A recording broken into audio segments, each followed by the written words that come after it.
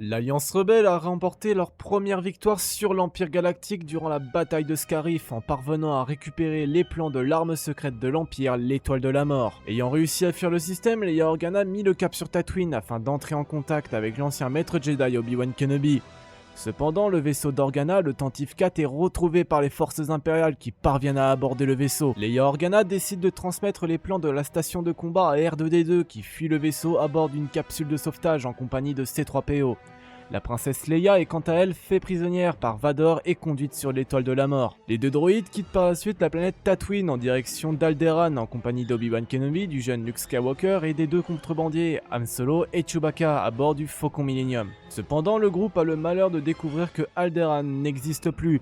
L'Empire a en effet procédé à un test de sa super arme en détruisant la planète. Après avoir été pris dans le rayon tracteur de l'étoile de la mort, le groupe parvient à fuir la station après avoir libéré la princesse Leia des griffes de l'Empire. Toutefois, l'ancien maître Jedi Kenobi est contraint de se sacrifier pour permettre au groupe de fuir. Le Faucon Millennium rejoint la base rebelle sur Yavin 4. Les rebelles élaborent un plan dans le but de détruire la super arme, mais leur temps est compté. L'Empire a suivi le Faucon Millennium et connaît l'emplacement de la base des rebelles.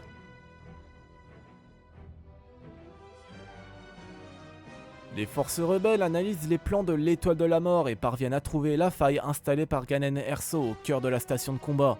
Les pilotes de l'Alliance furent donc réunis pour un débriefing complet sur la mission.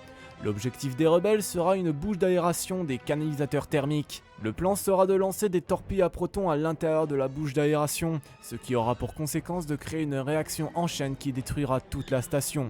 Toutefois, la tâche n'allait pas être facile. Les chasseurs devraient remonter une tranchée étroite en Razmoth pour atteindre leur cible, ce qui ferait d'eux des cibles de choix pour d'éventuels chasseurs impériaux.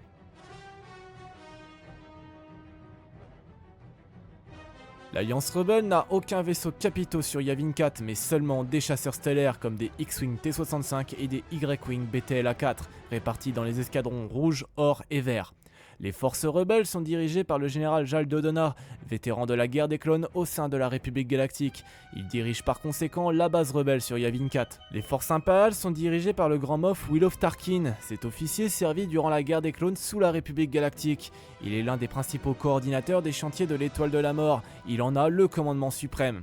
Tarkin a une confiance aveugle en sa super arme. Il est persuadé que les rebelles ne seront pas une menace pour l'étoile de la mort. C'est pourquoi l'étoile de la mort n'a aucune escorte de destroyers avec elle. Cependant, la station dispose d'un grand nombre de chasseurs TIE.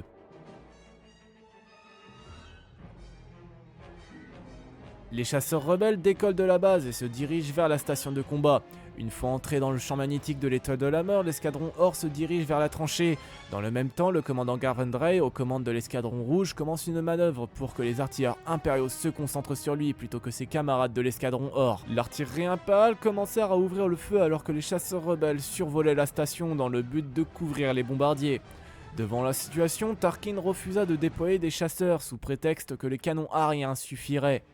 Malheureusement pour lui, les chasseurs rebelles étaient trop petits et trop rapides pour être touchés. Les canons de la station étaient conçus pour repousser des assauts de plus grande envergure. Dark Vador ne partageait pas la vision de Tarkin. De son propre chef, il fait décoller un nombre de 8 chasseurs TIE commandés par lui-même. Au sein de cet escadron se trouvait la lieutenant Iden Versio. L'arrivée des chasseurs impériaux compliqua la tâche et réduisant les rangs des rebelles. Dans la tranchée, les bombardiers avaient lancé leur assaut. Les canons impériaux ouvrirent le feu dans le but d'abattre les Y-Wing. Les pilotes finirent par se rendre compte que les canons avaient cessé le feu, ce qui signifiait l'arrivée de chasseurs ennemis. Vador arriva avec 2 chasseurs TIE et ne mit pas longtemps à abattre les bombardiers rebelles. Dans la station, nombreux avaient compris la stratégie des rebelles qui devenait soudain plus sérieuse. Un officier impériaux informa le Moff Tarkin sur leur récente découverte de l'attaque rebelle et qu'il craignait un danger. Tarkin garda cependant une totale confiance en sa station et refusa d'évacuer. Suite au massacre du premier groupe de combat, le moral des rebelles n'était pas au plus haut. Garven Drey prépara une formation pour lancer une nouvelle attaque dans la tranchée. Cependant, le général Dodonna lui conseilla de séparer son groupe en deux, si une troisième et dernière attaque devait être lancée. Luke Skywalker, Wade Antilles et Bix Darklighter restèrent en arrière en attendant les ordres. Garven Drey entra dans la tranchée couvert par Rouge 10 et Rouge 12. Quand la DCA cessa le feu, ils cherchèrent les chasseurs ennemis pour les trouver déjà derrière eux. Dre alluma son ordinateur de visée et demanda aux deux autres pilotes de retenir les Impériaux seulement quelques secondes. La couverture ne durera pas longtemps. Rapidement, Vador abattit Rouge 12, puis Rouge 10 fut abattu par un chasseur TE quelques instants après. Mais le temps gagné fut suffisant pour permettre à Garvendrail de lancer ses torpilles. Malheureusement, le tir fut manqué, la torpille avait touché l'extérieur de la bouche. Drail fut abattu par Vador à la sortie de la tranchée malgré que Luke Skywalker était prêt à se lancer au secours de son leader. Rouge 5, Luke Skywalker prit donc le commandement et lança un nouvel assaut sur la tranchée. Les 3 X-Wing foncèrent plein gaz sur la cible, le temps avant la destruction de la base rebelle n'était même pas d'une minute. Vador arriva à son tour et prit en chasse les 3 chasseurs X-Wing. Wedge Antilles fut touché en premier, Luke Skywalker lui ordonna de quitter la formation.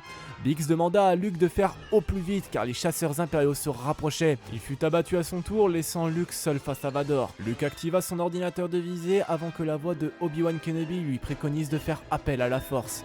Vador parvient à sentir que le pilote était protégé par la force avant que celui-ci ne ouvre le feu touchant R2D2. De l'autre côté, l'étoile de la mort était enfin à portée de la base rebelle. L'ordre de déclencher la mise à feu fut tout de suite donné. Alors que Vador avait enfin Luke dans son viseur, Han Solo arriva à bord du Faucon Millennium et détruisit l'un des chasseurs tailleux, ce qui déstabilisa la formation. La route dégagée, Luke lança ses torpilles qui entra dans la cible. Le groupe survivant fuirent le secteur pour échapper à l'étoile de la mort qui explosa derrière eux. La bataille de Yavin est alors une victoire pour l'Alliance rebelle qui a réussi l'exploit de détruire la super arme. Dans toute la galaxie, c'est un vent d'espoir qui s'empare des peuples soumis à l'Empire. La menace impériale n'est pas invincible. Suite à la destruction de la station, de nombreuses planètes contactent la rébellion pour leur fournir ressources, argent et vaisseaux. Au sein de l'Empire, c'est un chaos général. De nombreux officiers ont perdu la vie, dont le grand Moff Tarkin, qui est reconnu comme le seul responsable de cet échec. L'Empereur, suite à cette humiliante défaite, décide de lancer la construction d'une deuxième étoile de la mort censée effacer les faiblesses de la première. La guerre civile galactique vient de officiellement commencer entre l'Empire galactique et la fragile Alliance rebelle qui est contrainte de fuir Yavin 4. Le combat pour la liberté continue alors que l'Empire lance ses armées à la recherche des rebelles cachés quelque part dans la galaxie. Voilà, cette vidéo est désormais terminée, j'espère qu'elle vous aura plu. Si c'est le cas, vous connaissez déjà la chanson, n'hésitez pas à liker et à vous abonner, merci à tous. Sur ce, moi je n'ai plus grand chose d'autre à vous dire, je vous souhaite à tous une très bonne journée ou une très bonne soirée, et surtout n'oubliez pas que la force soit avec vous. La bise tout le monde.